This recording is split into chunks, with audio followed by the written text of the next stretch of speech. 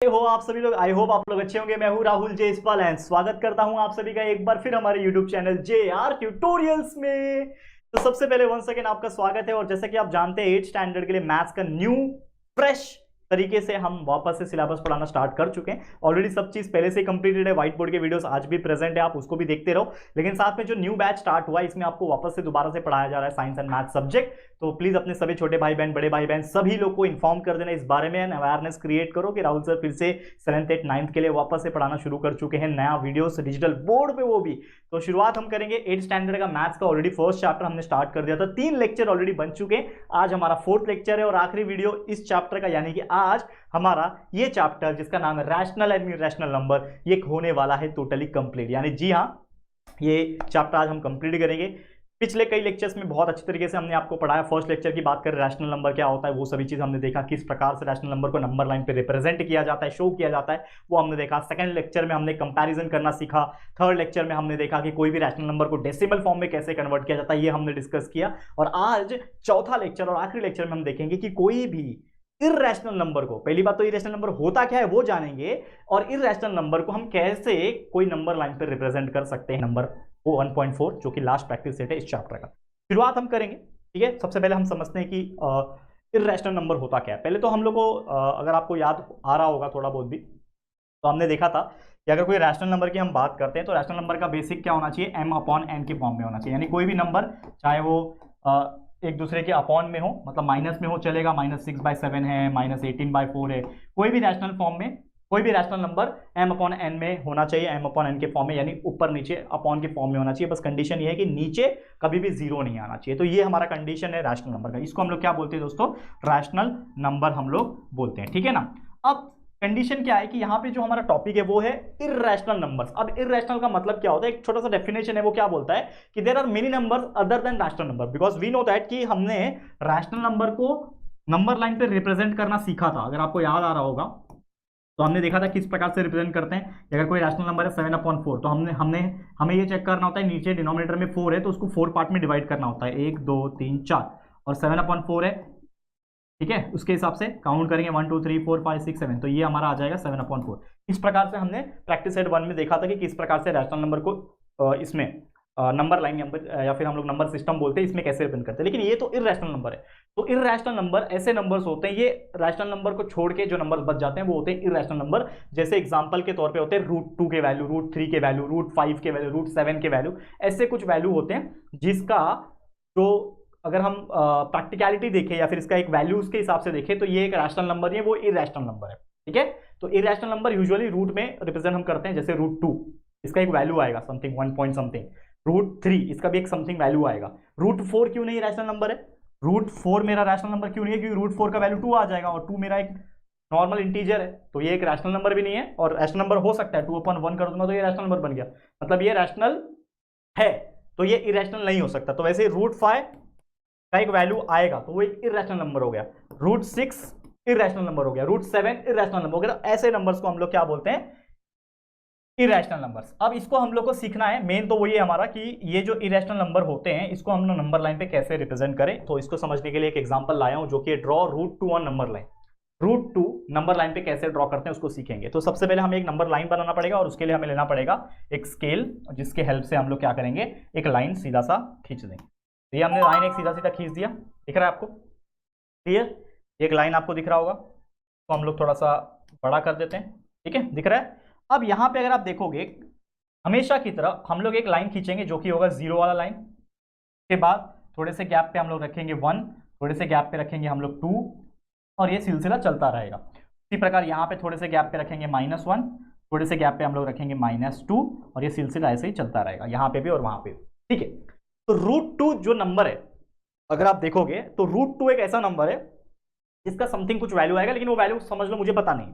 लेकिन अगर मैं अगला नंबर देखूं, √2 के बाद आता है √3, उसका भी कोई वैल्यू नहीं है। लेकिन √4 एक ऐसा वैल्यू है कि √4 का आंसर आता है 2, मतलब हमारा √4 का जो आंसर है वो है 2।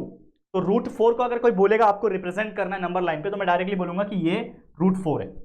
तो ये √4 होगा तो सही कहीं पे √3 आएगा और उसके भी पहले कहीं पे √2 आएगा, मतलब कहीं ना कहीं 1 और 2 के बीच में, 1 और 2 के बीच में आपका √2 आने वाला है। यानी कि जो बेसिक वैल्यू होगा वो क्या होगा 1, जो यानी बेसिक डिस्टेंस जो होगा वो 1 होगा, क्योंकि 1 और 2 के बीच में, क्योंकि ये वैल्यू जो है, ये 2 जो वैल्यू है ये √4 का वैल्यू है, और ये 1 मतलब 1 ही है।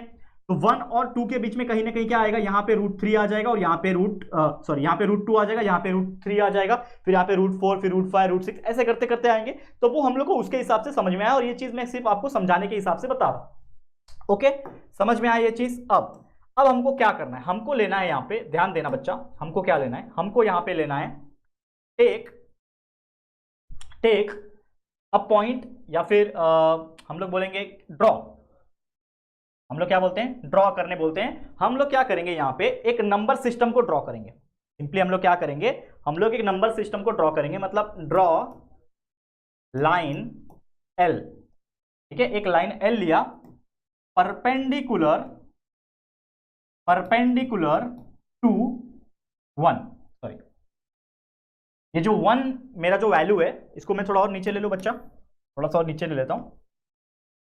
अब ठीक है, देखो यहाँ पे मैंने क्या किया, क्या बोला मैंने, कि जो मेरा 1 का जो वैल्यू है, क्योंकि मुझे पता है कि 1 के आसपास ही कहीं आएगा इस साइड में, तो एटलीस्ट बेसिक डिस्टेंस तो मुझे पता चल गया, 0 से 1 1 है हमारा, तो हमने 1 पे एक लाइन एल खींचने का डिसाइड किया। तो हम क्या ले लेंगे, स्केल ले लेंगे, और 1 पे एक लाइन खींच देंगे, ऐसा स्ट्रेट, परपेंडिकुलर होना चाहिए। स्ट्रेट मतलब क्या होता है, परपेंडिकुलर। तो यहाँ पे क्या किया हमने, एक लाइन खींच दिया।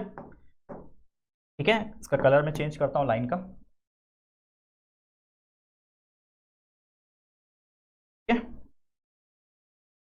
I made this Sekai game using only. ठीक है, एक लाइन एल ले लिया, ये क्या है, परपेंडिकुलर है, और इसका आप नाम रखना चाहते हो तो रख सकते हो। इस पॉइंट का नाम मैं रखता हूं ए पॉइंट, इसका नाम मैं क्या रखता हूं, ए पॉइंट। अब मैं क्या करता हूं, अगला स्टेप में मैं क्या करता हूं कि take a point P on line L, यानी एल लाइन पे मैं एक पॉइंट लेता हूं पी नाम का, जिसका जो डिस्टेंस होगा वो होगा, डिस्टेंस ऑफ जो एपी होगा वो होगा 1 यूनिट का। ठीक है, 1 यूनिट का डिस्टेंस होगा। देखो यहां पे ध्यान से, थोड़ा सा और मैं इसको साइड करता हूं। मतलब मैंने क्या किया, सबसे पहले देखो, दिमाग लगाओ, मेरे को क्या ड्रॉ करना है, √2 ड्रॉ करना है। √2 जो होगा इसका वैल्यू 1 के बाद आएगा, क्योंकि मुझे पता है कि √4 का वैल्यू 2 होता है, तो 2 के, ये जो 2 है इसके इधर तो आएगा नहीं, 2 के इधर ही आएगा, तो 2 के इधर ही पहले, सबसे पहले क्या आएगा, √4 के पहले √3, √3 के पहले √2, मतलब यहां पे कहीं पे तो वैल्यू आएगा, ये मुझे समझ में आ गया। तो उसके पहले सबसे पहला वैल्यू उसके लिए क्या है, उसके लिए जो बेस वैल्यू है, यानी बोल सकते हैं एक प्रॉपर वैल्यू जो है वो 1 है, तो हमने इसके लिए 1 पे एक लाइन एल खींच दिया। इस लाइन का नाम क्या है, एल, लाइन एल खींच दिया, और इस लाइन एल परपेंडिकुलर खींचने के बाद हमने ए से लेके एक पॉइंट ले लिया पी नाम का, जिसका वैल्यू होगा 1 यूनिट। 1 यूनिट मतलब जितना 0 से 1 का ये है डिस्टेंस, उतना ही ये उसका डिस्टेंस रहेगा। मतलब मान लो आपका यहां पे आया, तो ये पॉइंट आपने ले लिया, इस पॉइंट का नाम है आपका पी पॉइंट, क्योंकि तो अगेन कितना है, 1 यूनिट का होगा। अब आपको क्या करना है, अब आपको कुछ नहीं करना, अब आपको सिंपली स्केल लेना है। ठीक है, और इस 0 पॉइंट से आपको पी को जोड़ देना है। ठीक है, इस 0 पॉइंट से आपको पी को जोड़ देना है। तो मैंने क्या किया, एक स्केल लिया और 0 पॉइंट से पी को मैंने जोड़ दिया। ठीक है, क्लियर है, यहां तक दिख रहा है। अब मुझे क्या करना है, ठीक है, यहां पे देखो मैं हर स्टेप नहीं लिखूंगा, लेकिन आपको समझ में आ जाएगा। अब मुझे क्या करना है, अब मैं अपना राउंडर लूंगा, जिसको हम लोग कंपास बोलते हैं, ये वाला चीज लूंगा। अब मैं क्या करूंगा, ओ से लेके पी, यानी ये ओ से लेके पी तक का पूरा डिस्टेंस लूंगा, इस पे ओ से लेके पी तक का डिस्टेंस लूंगा, ओ पे रखूंगा, और यहां से लेके यहां पे एक आर्क कट मारूंगा। एक सेकेंड रुक जाओ, यहां से लेके यहां पे एक आर्क जो है ऐसा, क्या हो रहा है, सेकेंड रुक जाओ, कलर चेंज नहीं हुआ है। यहाँ पे मैं ले लेता हूँ कौन सा कलर, ग्रीन कलर ले लेता हूँ, येलो कलर हो गया, छोटा कर देते हैं। हाँ, मैंने ओ पॉइंट पे रखा, पी तक का डिस्टेंस लिया, और यहां से लेके यहां पे क्या किया, मैंने एक आर्क को कट मारा। यहां से मैंने एक ऐसा आर्क कट मारा, किससे कट मारूंगा, कंपास से, ऐसा कट मारते हैं ना, तो ऐसा मैंने कट मारा, जिसके हेल्प से मुझे क्या मिला, एक पॉइंट मिल गया। अब मैं इसको थोड़ा डिफरेंट कलर यूज करना चाह रहा हूँ, लेकिन वो हो नहीं रहा है। एक सेकेंड, यहाँ पे मैंने कट मारा, इस प्रकार से समझ लो, कट मारा, तो इसके वजह से मुझे क्या मिल गया, यहाँ पे एक पॉइंट मिल गया। ये जो पॉइंट मुझे मिला है दोस्तों, ठीक है, इसकी वजह से मुझे क्या मिल गया, यहाँ पे एक पॉइंट मुझे मिला।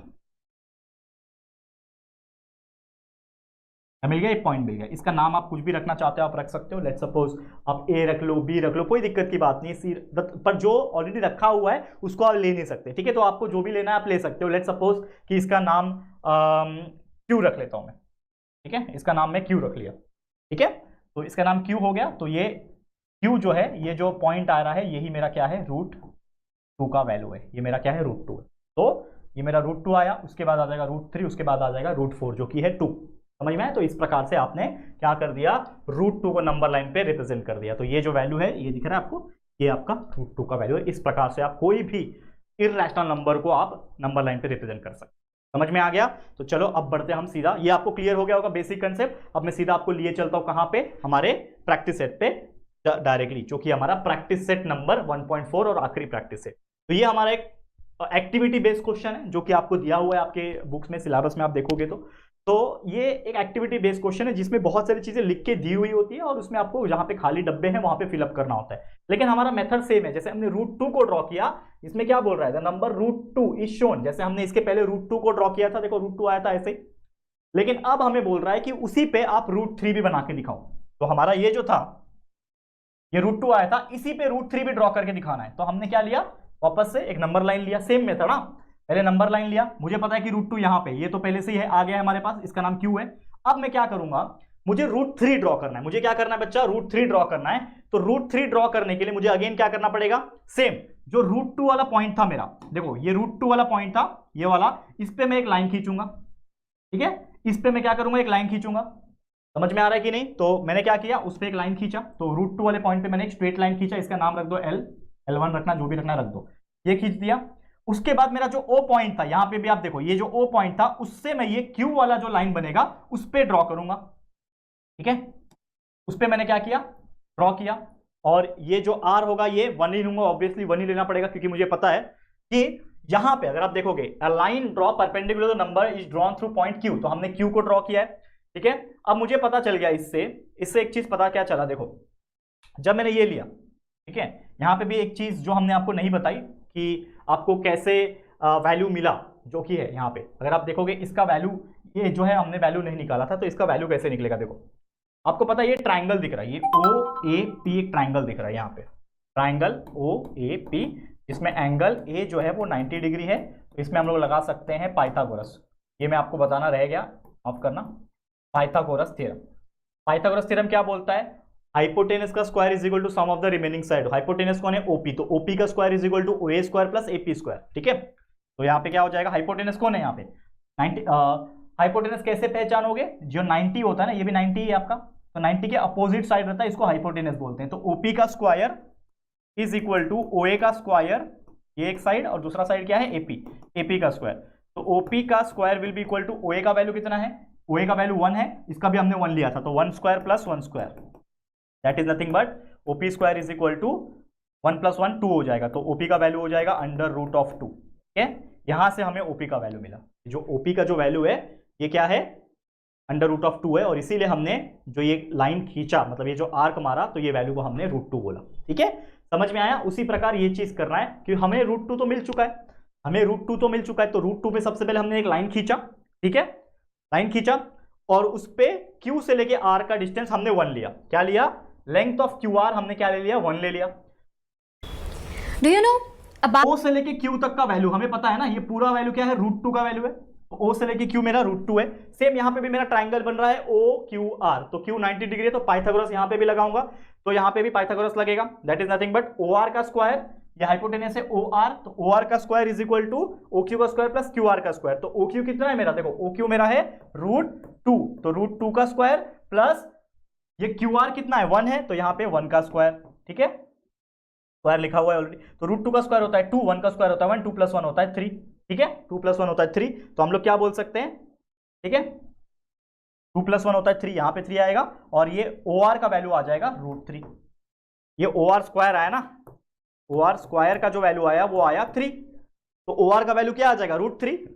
तो हमें √3 ड्रॉ करना है। तो आप क्या करोगे, सेम जो आपने लाइन खींचा था उस पे जो पॉइंट आपने बनाया था 1 सेंटीमीटर का, आपने OR को ज्वाइन किया, फिर आपने O पे रखा अपना कंपास और यहां से मारा, तो जहां पे भी वो बनेगा वो आपका बनेगा √3, और वो पॉइंट का नाम दे दो C। समझ में आया? तो इस तरीके से कोई भी डायग्राम आने दो, √3 आने दो, √5 आने दो, √7 आने दो, आप बना सकते हो। तो एक अगला एग्जांपल है जिससे आपको बेटर समझेगा, जो कि है आपको ड्रॉ करके दिखाना है √5 ऑन द नंबर लाइन। ठीक है, कैसे ड्रॉ करोगे नंबर लाइन पे √5? देखो यहाँ पे ध्यान से। सबसे पहले अगेन क्या करना है, स्केल ले लेना है। लिया स्केल, कलर चेंज करते हैं, स्केल ले लिया। ओके, यहाँ पे आपका 0 होगा, यहाँ पे आपका 1 होगा। ठीक है, 1 होगा। 1 के आगे हमने देखा था √2 था। ठीक है, 1 के आगे हमने देखा था √2 था, उसके आगे हमने देखा था √3 भी था हमारे पास। ठीक है, और उसके बाद कहीं पे आएगा आपका वैल्यू 2 के बाद यहाँ पे डिस्टेंस पे आएगा 3 और ये आते जाएगा। के बाद यहाँ पे आपका -1 -2 आते जाएगा। ठीक है, ये आपको समझा? यहाँ तक क्लियर है, कोई दिक्कत की बात नहीं है। मुझे ड्रॉ करना है √5। तो मुझे पता है √5 एक ऐसा नंबर है, √5 एक ऐसा नंबर है कि इसके पहले आता है √4। देखो यहाँ पे अगर मैं आपको थोड़ा बताने की कोशिश करूं, √5 एक ऐसा नंबर है कि इसके पहले मेरा √4 आता है और √4 का वैल्यू होता है 2। तो √4 के बाद आ रहा है ना √5, तो यानी कि 2 के बाद आएगा √5, 2 के बाद आएगा। तो 2 के बाद आएगा मतलब ये जो 2 का लाइन है इसके बाद कहीं पे हमारा ड्रॉ होगा। तो सबसे पहले हम क्या करेंगे यहाँ पे, सेम वही मेथड। क्या मेथड? कि हमें सबसे पहले लेना पड़ेगा एक बेसिक डिस्टेंस। तो बेसिक डिस्टेंस हमें क्या मिल गया, 2 हमारा बेसिक रिप्रेजेंटेशन पॉइंट हो गया। तो हम क्या ले लेंगे यहाँ पे, माफ करना एक सेकेंड, हम यहाँ पे क्या लेंगे, सबसे पहले हम लोग लेंगे draw line L on 2 perpendicular हम लोग ड्रॉ करेंगे। तो मैंने शेप लिया, 2 पे रखा और एक परपेंडिकुलर लंबा सा मैंने ये ड्रॉ कर लिया। ठीक है, ये क्या मैंने ड्रॉ किया, एक परपेंडिकुलर 2 पॉइंट पे ड्रॉ किया। ठीक है, क्लियर है? कोई दिक्कत यहां तक बच्चा? थोड़ा मोटा कर लेते हैं इसको। 2 पे ड्रॉ कर लिया। अब अगेन जैसे मुझे पता है यहां पे कि मेरा O से लेके, अब इसका नाम कुछ रखना चाहते हो तो रख लो। इसका नाम मैं रख लेता हूं, लेट सपोज क्या नाम रखूं, Q हो चुका था। ये पॉइंट मेरा क्या था बच्चा, ये पॉइंट मेरे लिए था, ये पॉइंट मेरे लिए क्या था, C पॉइंट नहीं Q पॉइंट था। ये Q था, नीचे लिखता हूं ना थोड़ा, ये पॉइंट मेरे लिए Q था, ये पॉइंट मेरे लिए C था। अब इसका नाम कुछ रखना चाहते हो, लेट सपोज R रख लो, R रखना चाहते हो तो R रख लो। इसका नाम मैंने R रख लिया, कौन सा, ये वाला पॉइंट का, ये वाले पॉइंट का नाम R रख दिया। तो यहां पे हम लोग क्या बोल सकते हैं कि O से लेके R का डिस्टेंस मुझे पता है, यानी लेंथ ऑफ OR जो है वो मुझे पता है वो कितना है, यहां से लेके 0 से लेके R तक, ये R पॉइंट है ना, R पॉइंट तक कितना है, 2 है। ठीक है, अब मैं क्या करूंगा, टेक पॉइंट, कोई पॉइंट ले लो S, कोई भी ले सकते हो अपनी मर्जी। मैंने पॉइंट S ले लिया ऑन लाइन L। ठीक है, और such that distance of R से लेके जो S बनेगा, R से लेके जो S बनेगा वो कितना बनेगा, 1 यूनिट का बनेगा। तो मैं अगेन क्या कर रहा हूं, 1 यूनिट का जो डिस्टेंस होता है यहां पे रखूंगा और यहां से एक पॉइंट ले लूंगा। समझ लो यहां पे मैंने एक पॉइंट ले लिया और इसका नाम मैं क्या रखूंगा, S पॉइंट। ठीक है, फिर मुझे क्या करना है, अगेन अगले स्टेप में मैं क्या करूंगा, अगले स्टेप में क्या करूंगा, ड्रॉ OS को ड्रॉ करूंगा। तो OS किधर है मेरा, मतलब ये O को, 0 को S के साथ जोड़ दूंगा। ये O पॉइंट है एक्चुअल में, देखा जाए तो ये 0 तो है लेकिन ये O पॉइंट है। ठीक है ना, ये क्या है एक्चुअल में, O पॉइंट है। समझ में आ रहा है, O का मतलब ये 0 है। ठीक है, समझ में आ रहा है, ये 0 है, ये O पॉइंट है। ओके, ठीक है, समझ में आ गया, यहां तक क्लियर है? कोई बच्चे को डाउट, दिक्कत, कोई परेशानी यहां तक नहीं हुई होगी? इसको थोड़ा सा मैं मोटा कर देता हूं। ठीक है, क्लियर? अब यहां से OS मुझे पता चल गया। ठीक है, अब यहां पे आप देखोगे तो ORS, तो ये एक ट्रायंगल दिख रहा है, नजर आ रहा है आपको, क्या दिख रहा है, इन ट्रायंगल ORS। यहां पे जो R है वो 90 डिग्री है, तो angle R is equal to 90 degree. तो हम लोग लगा सकते हैं बाय पाइथागोरस थ्योरम, लगा सकते हैं। पाइथागोरस थ्योरम क्या बोलता है, हाइपोटेनस का square is equal to sum of the remaining side का स्क्वायर। ये हाइपोटेनस है, OS इज द हाइपोटेनस, यानी OS का square is equal to OR का स्क्वायर प्लस RS का स्क्वायर, OR का स्क्वायर प्लस RS का स्क्वायर। ठीक है, OS स्क्वायर वैसे ही रहेगा। OR का वैल्यू मुझे पता है, O से लेके R का वैल्यू कितना है, 2 है। देखो ये 1 2 है ना टोटल वैल्यू, तो 2 है, तो ये हो जाएगा 2 का स्क्वायर प्लस RS का वैल्यू हमने कितना लिया था, 1 यूनिट लिया था, 1 यूनिट लिया था ना, ये पूरा RS का वैल्यू, तो ये 1 है, तो 1 का स्क्वायर तो ये हो जाएगा 2 स्क्वायर 4, ये 1 का square 1, 4 plus 1 is equal to 5, यानी कि OS का स्क्वायर का जो वैल्यू आ रहा है ये आ रहा है 5, तो OS का जो वैल्यू है वो क्या आ जाएगा, अंडर रूट ऑफ 5, ठीक है। और यही चीज को हमें रिप्रेजेंट करना है, रूट 5 को ही रिप्रेजेंट करना है नंबर लाइन पे। इसका मतलब ये जो OS है इसका वैल्यू क्या है, रूट 5 है, ये OS का जो वैल्यू है रूट 5 है। अब मुझे इस रूट 5 को अगर इस नंबर लाइन पे रिप्रेजेंट करना है तो कुछ नहीं, हमारा कंपास लेना है, अगेन सेम O पे रखना है और S तक का डिस्टेंस लेना है और यहां से लेके एक आर्क को ऐसा मार देना है, ठीक है। थोड़ा टेढ़ा बन गया, ऐसा लेके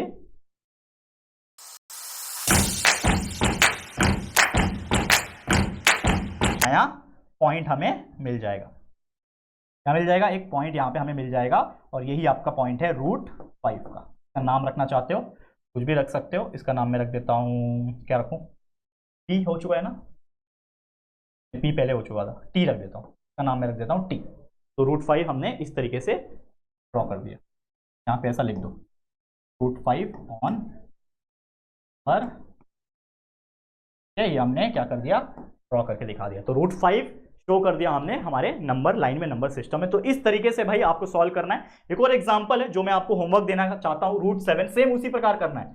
रूट 5 आपने निकाल लिया तो रूट 5 जहां था वहीं रहेगा, उसके बाद आपको रूट 6 निकालना पड़ेगा। देखो यहाँ पे जो आपका नंबर सिस्टम था ये आपका 0 था, ये 1 था और ये 2 था, और इसके बीच में आपका क्या आ रहा था, ये रूट 2 यहाँ पे कहीं आ रहा था, यहाँ पे आपका रूट 3 आ रहा था, यहाँ पे आपका आ गया रूट 5, ठीक है। ये 1, ये रूट 2, रूट 3, रूट 4, ये रूट 5 हो गया। वैसे ही यहाँ पे कहीं पे रूट 6 आ जाएगा आपका, ठीक है। ये आपका 3 पॉइंट समझ में आ रहा है। यहाँ पे कहीं पे रूट 7 आ जाएगा, तो यहाँ पे रूट 6 के बाद रूट 7 आ जाएगा। तो इस प्रकार से आपको निकालना है, मतलब सबसे पहले आपको रूट 6 निकालना पड़ेगा, रूट 6 के बाद रूट 7 आपका निकल जाएगा। तो ये मैं आपके लिए बड़ा सा होमवर्क देना चाहता हूं। मैं चाहता हूं हमारे काबिल बच्चे जरूर से इसको सॉल्व करके दिखाएंगे, मुझे कॉन्फिडेंस है। तो जरूर से कमेंट करना, अगर आपसे सॉल्व हो पा रहा है तो जरूर से कमेंट करना, नहीं हो पा रहा है let me know in the comment section में, अलग से एक वीडियो में बता दूंगा, कोई दिक्कत की बात नहीं है दोस्तों। बस मैं चाहता हूं कि आप लोगों को मैं थोड़ा थोड़ा होमवर्क दे रहा हूं, दैट्स व्हाई आप लोग एंगेज रहो और पढ़ाई करते रहो, थोड़ा सा पढ़ाई घर पे भी करके, ठीक है। चलो फिर आज के लिए इतना ही, इसके साथ